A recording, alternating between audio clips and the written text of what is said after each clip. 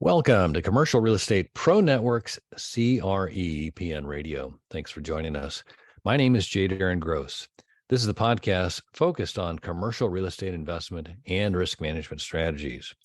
Weekly, we have conversations with commercial real estate investors and professionals who provide their experience and insight to help you grow your real estate portfolio. Today's program is sponsored by Building Insurance and Risk. When you invest in real estate, it pays to work with a real estate investor, protection specialist to protect yourself and your investment from catastrophic loss. The experts at Building Insurance and Risk focus on real estate investor protection. They provide you with multiple insurance coverage offers and a side-by-side coverage comparison. To learn more, go to buildinginsurancerisk.com. Today, my guest is Greg Brooks. Greg is a partner in Rocket Station and oversees everything business development and marketing. Greg is the National Director of Business Development at Rocket Station, an outsourcing company that helps real estate businesses hire experienced virtual assistants. And in just a minute, we're going to speak with Greg about improving your process with virtual assistants. But first, a quick reminder, if you like our show, CRE Radio, there are a couple things you can do to help us out. You can like, share, and subscribe. And as always, we encourage you to leave a comment. We love to hear from our listeners. Also, if you want to see how handsome our guests are, be sure to check out our YouTube channel. You can find us on YouTube at Commercial Real Estate Pro Network. And while you're there, please subscribe. With that, I want to welcome my guest, Greg Brooks. Welcome to CRE Radio. Yeah, thanks so much for having us, Darren. Looking forward to the conversation. Likewise.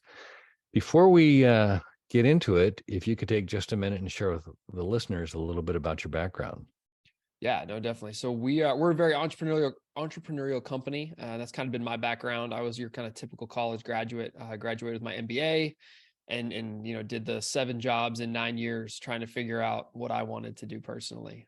So I've done everything from I've owned a couple restaurants. I worked in the military resale channel, invested in real estate myself, and eventually landed here with my partners at Rocket Station. So we're the #1 virtual staffing company to the real estate industry specifically. So we specialize in everything from commercial as well as residential property management, the brokerage side of the business, all the way through to the investing side of it. And we've got just over 2,200 team members overseas in the Philippines that work right alongside our real estate clients every day.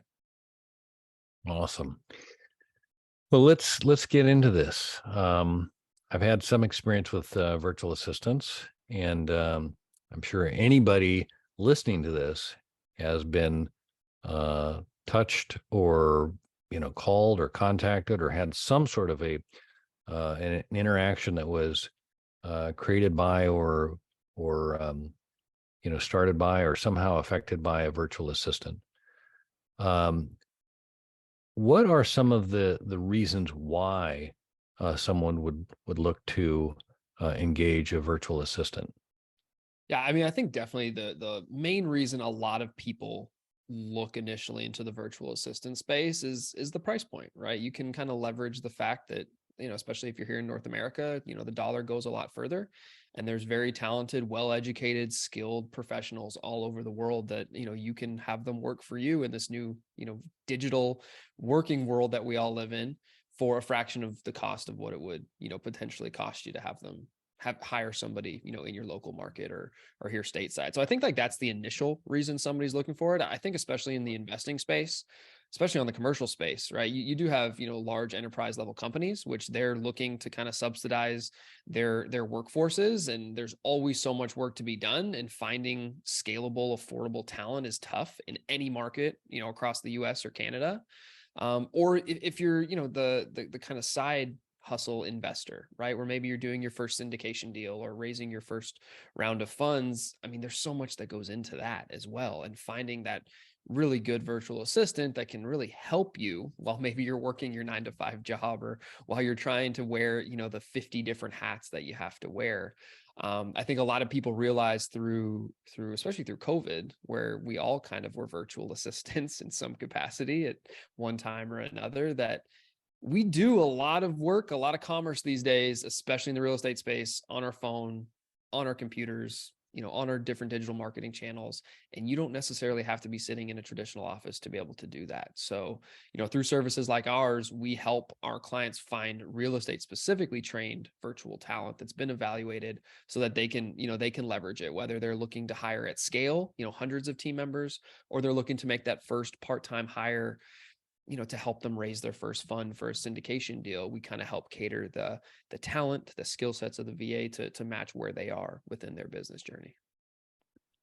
So, what are some of the keys to having a successful experience with a VA?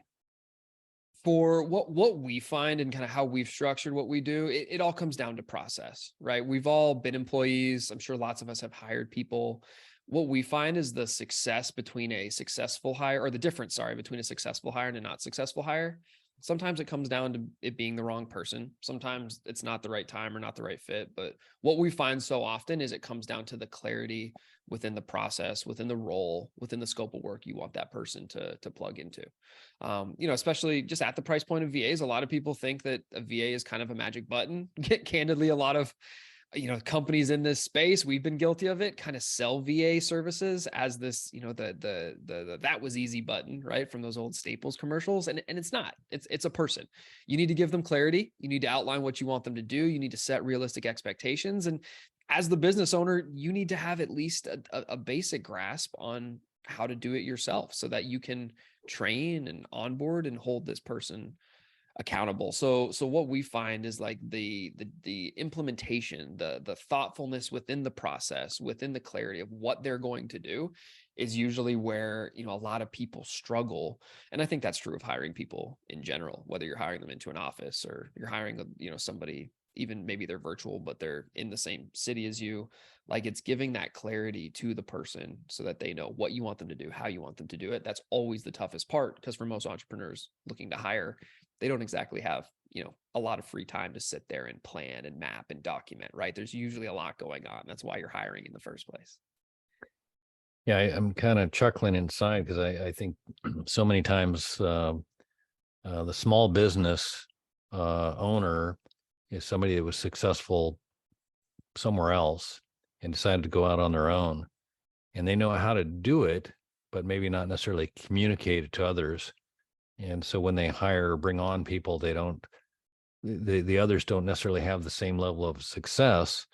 And there's this disconnect as I don't know why that guy can't, that person can't figure it out. It works, this works great for me, kind of thing. And that communication, the breaking it down as to what we do here and how we do it and why we do it is so key there.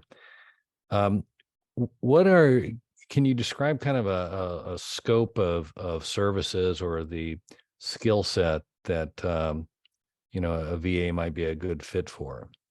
Yeah, definitely. And I'll give kind of two examples here. I mean, there's talent all over the world, every corner, that can do probably anything that you need done in your business, right? Whether that's you need graphic design, whether you need a great salesperson to go, reach out to potential investors and raise a new fund, whether you need someone with more technical abilities to, manage your data, or maybe, do some underwriting for you.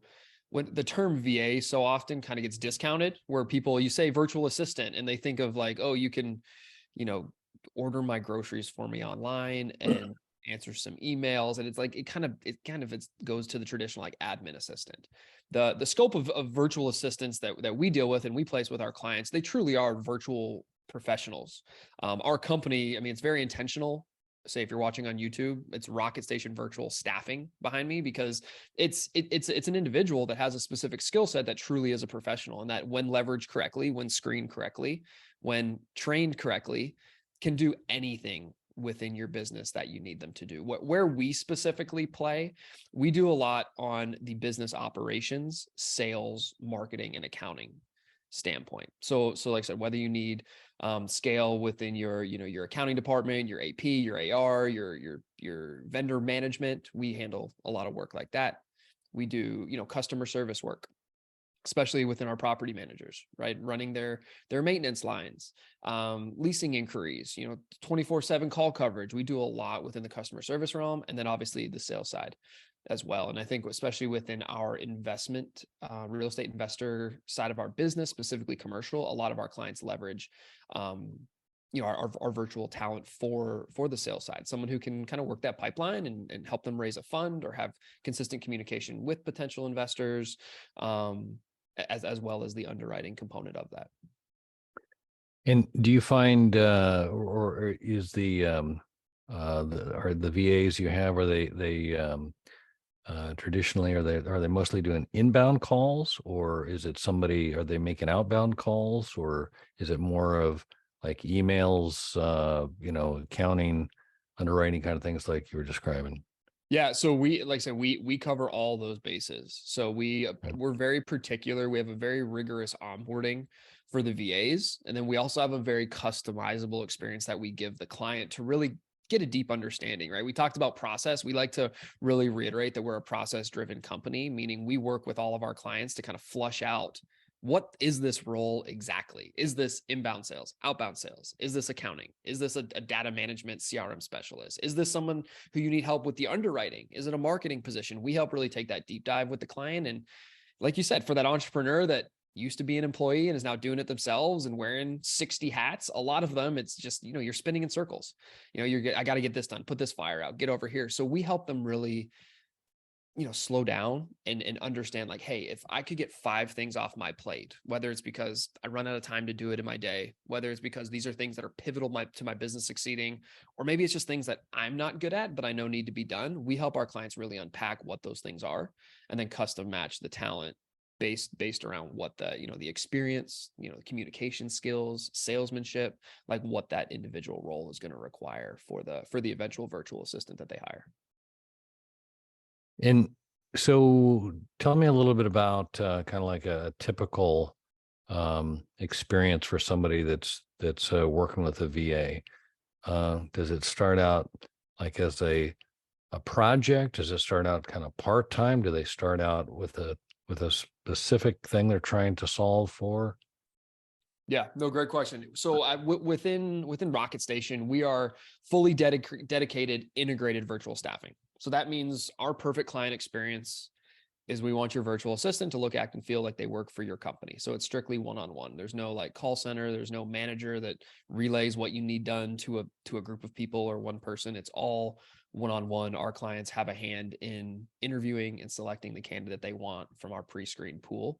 So we offer part-time and full-time. We stay away from project-based. We find like a lot of the project-based stuff, our specialty is really helping our clients grow their businesses, really create scalability, really help remove themselves, if they are a 1 or 2 person team, remove themselves from a lot of the day to day and hire really talented individuals that can be a pivotal anchor within their business.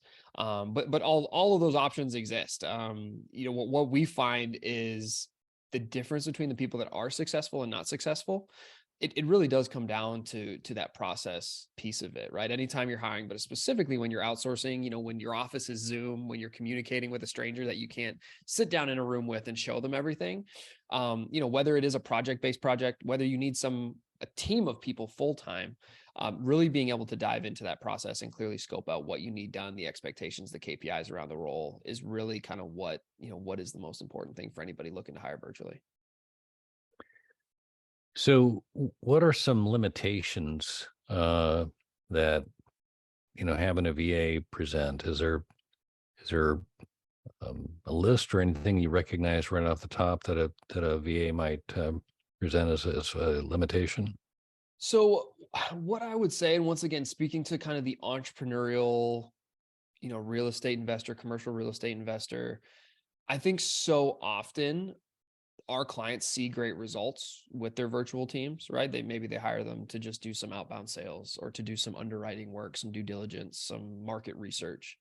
And they start to try to hand off things too quickly and try to have almost their virtual assistant run their business for them. You know what I mean?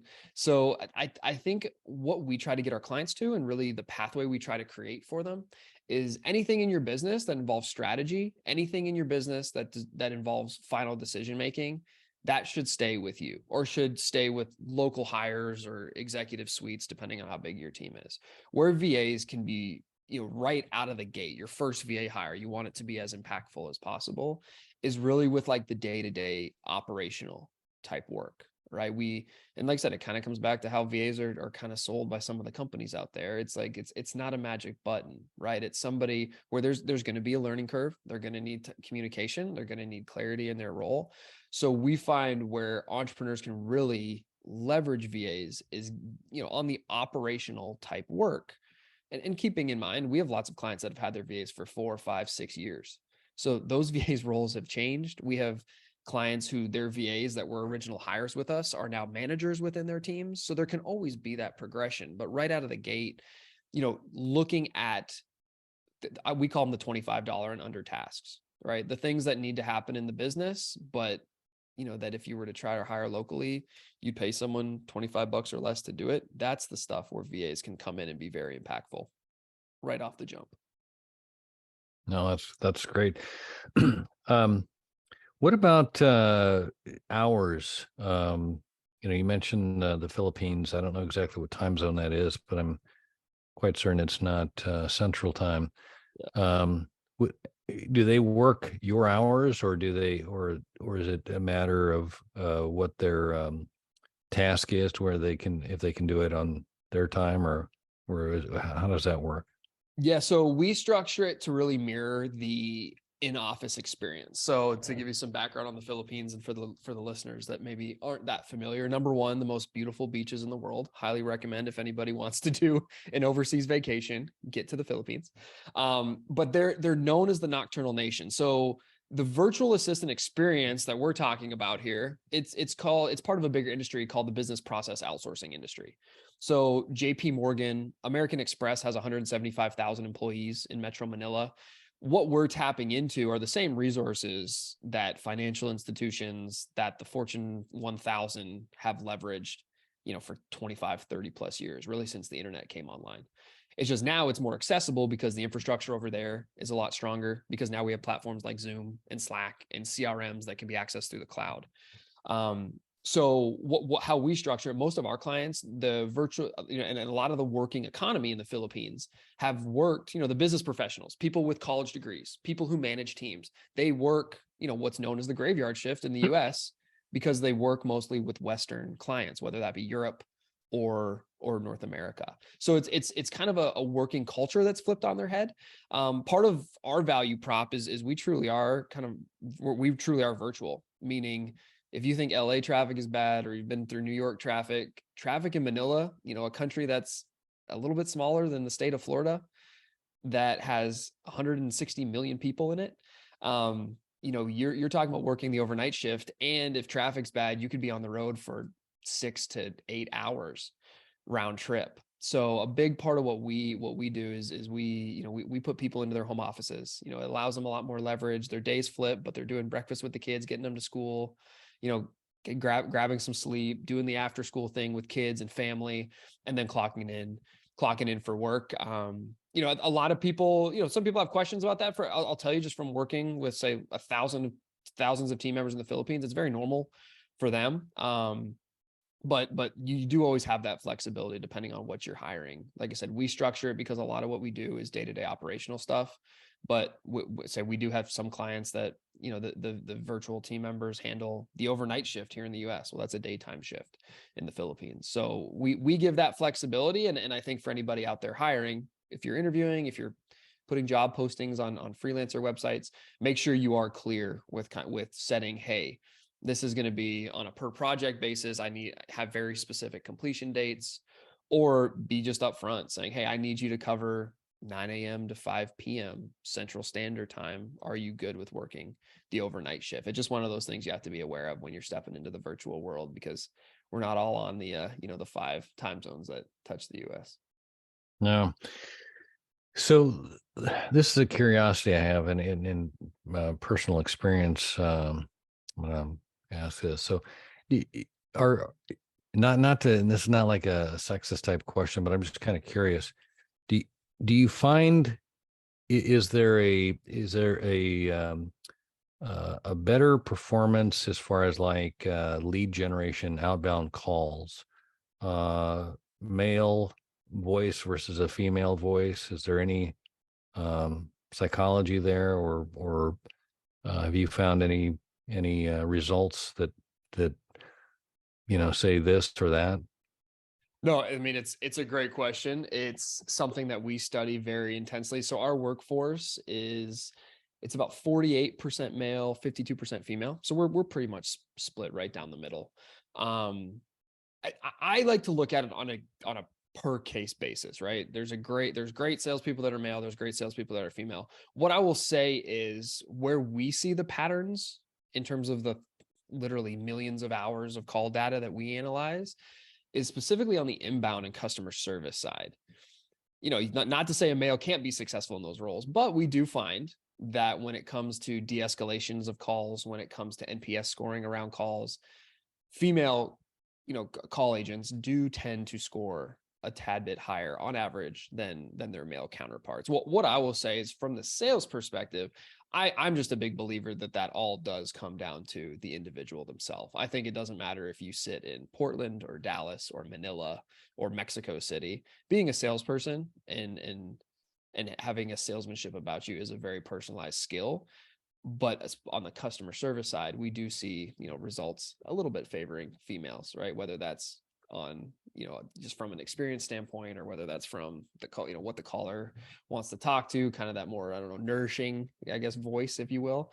The customer service side, we do see a little bit more success with female voices on the phone. Yeah, and again, personal experience. I just know I used a VA a little while back, and I remember there were some candidates that I was having a conversation with, and and again, it may have been just the individuals and the way they presented themselves, but I just remember there was like I was only listening to the call, but there was just and maybe it was just kind of, I don't know, nurturing, or just like it was an at ease kind of a thing, as opposed to a somebody was trying to make a sale kind of thing, as opposed to just somebody was engaging, and we did really well with it. It was an outbound lead generation kind of thing, and it worked out really well. And I think the thing that I recognized is that when I engage in those lead generation activities myself, by the time that I actually get a viable prospect, I can be exhausted because I've been working through all these other activities trying to get to this one.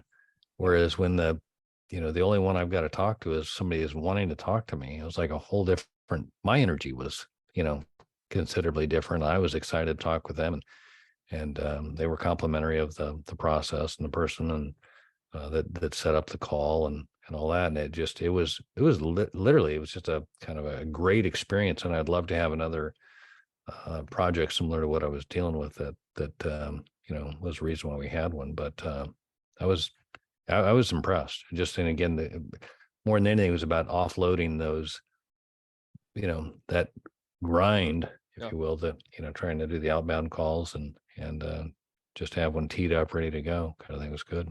Yeah, and that's the type of stuff that VAs are incredible to be leveraged in within your business. You know what I mean? Like just sales in general, right? The reason sales burns people out, right? The average salesperson lasts less than 9 months at a new job. I mean, it's a grind. You got to keep the pipeline full. It's a lot of no's, it's a lot of phones put down, and you as the business owner who also has to, number one, find time to make those calls and do that follow-up and be consistent with it. But then you've also got to operate the rest of the business, right? It can just wear you down. So that, like, those types of things, to get that off of your plate, if you don't have enjoyment in it, or it's like, hey, I just need someone that can consistently do this because I can't allocate 5, 10, 20 hours a week to it. I mean, those are the things that kind of the virtual assistant space is just really great at, in terms of maximizing your time, getting someone who is great at the cold calls and the outbound and can be consistent with it. So at the end of the day, it all starts to the ball starts to roll downhill for you, right? Where now you're starting to really see the results of that effort and of that work. No, that's great. Hey, you referenced $25 and under. Is there a cost comparison, or like a sense of what it might cost if you were to compare, domestic labor to a VA, the same task kind of thing? Is there in your approach to prospective clients? Is there some sort of a range or a number that you would expect it to be compared to a domestic employee, or is it market specific? Or Yeah, so to the US, the just the cost of living, and this goes in general to the Philippines, is about 1/5 to 1/6 the average. So for example, a typical, if a $15 an hour employee that you'd hire here locally, right? That's a $4 or $5 an hour employee in the Philippines. And not just in terms of compensation, that's also kind of the living, the kind of, lower middle class, upper middle class breakdown that's just consistent with the value and cost of living in the Philippines, right? So that's one of the most probably rewarding things, Darren, that I see every single day within our workforces and our teams. Is our pricing is it's $10 an hour for a full-time, 40-hour a week virtual assistant. And I mean, from that, there's a little bit of management fee that's built in there, but from what the VA is making, they're living upper middle class lives. They're putting away for their kids. They're building their first houses, buying their first property, kind of everything, right? That the American dream and the real estate industry is built around. Like, we're able to provide that to our virtual assistants, and we look at it as a triple win, right? We're able to continue to grow Rocket Station's presence, recruit more better individuals to service our clients. The client wins because they have someone that for minimum wage is doing the caliber of work of a $50, $60, $70,000 a year type employee. And then obviously the VA wins, right? They're able to provide for their family and have a stable income. And typically with our client relationship, where most of our clients have anywhere from 7 to 10 VAs, they're working in small teams, right? They're actually talking to their boss. They're not at American Express where their number 12,406 of 175,000, right? They're actually working in a business and they're having impact, and you see that passion come out in it. So like seeing those triple wins are really kind of what I mean, that's what gets me up every morning, and has really allowed our company to kind of grow and flourish over the last few years. no, that's cool. The kind of more the long term sense of things, and it's funny. I know I want to say Verizon cell phone service. I remember making a call, and it was very clear that it was a VA, and great service and stuff. But I was like, here's like you said, Fortune 500 companies that are using this, and you know great skill set, great customer service, and it's everywhere. I mean, it's again, it's a matter of trying to contain your cost and get the level of service that you're trying to deliver to your clients. Makes complete sense. Yeah, and I think just from a culture standpoint within a company, I think everybody experiences this, whether you're a solopreneur or you have an enterprise level company with thousands of people. There's always more to be done, right? There's just always more. Well, how can I create a great customer experience? How can I create a great client experience, a great investor experience, right? It takes time. So finding a way to balance, like, hey, we're all running businesses that we want to make money in, with like paying enough people or having enough people to handle all of the work being done like that. I mean, that's business, right? That's the toughest part. But what we really see from the feedback from a lot of our clients is, like I said, whether you are that one man or woman show, or whether you're, managing large teams, is we're able to get high level people out of doing C and D level work. Like you talked about, you had great passion with actually talking to somebody that was interested in doing a deal, right? But it was the grind of doing the cold calls and trying to find that person that was wearing you out. Well, that's the C and D level work. So we can bring you someone in who's technically more talented, who is very affordable for your business, who can handle that work. So now you can focus, or your teams can focus on the A and B level work that you actually want them to do, right? The stuff that's actually going to help the business grow, or help you take on a new market, or help you bring on another investment property. So that's kind of like the full cycle. What we love to see is like the virtual assistant space, the BPO space, when done correctly, it lets you invest your resources appropriately, where you can kind of have all of it, right? You can have the great experience, you can have a workplace with a great culture, and you can have people slotted doing the work that you really want them to do, not stuck behind a computer trying to get through their emails or catch up on calls, or, slug through a bunch of cold calls, right? We can actually get great people in the right seats so that everybody can level up over time. No, I'm a believer in it, and have seen it work well. So I agree. Hey, Greg, if we could, I'd like to shift gears here for a second. By day, I'm an insurance broker, and as such, I work with my clients to assess risk and determine what to do with the risk. And there's three strategies we typically consider. We first look to see if there's a way we can avoid the risk. And when that's not an option, we look to see if there's a way we can minimize the risk. And if we cannot avoid nor minimize the risk, then we look to see if we can transfer it. And that's what an insurance policy is. It's a risk transfer vehicle. And as such, I like to ask my guest if they can look at their own situation. It could be their clients, political, um, interest rates, the market, whatever you identify or you consider to be the biggest risk. It's free for you to define. And again, for clarification, while I'm an insurance broker, I'm not necessarily looking for an insurance-related answer. And so if you're willing, I'd like to ask you, Greg Brooks, what is the biggest risk? For me, I think it's the pace of how quickly technology is changing, how quickly global workforces is changing. And I think it's a risk, especially in the real estate space, for those that are still trying to operate the same way they were in 1995 or even 2005 or even 2015. What we've seen a lot, both on the technology side, obviously us servicing on the staffing side, providing a virtual option.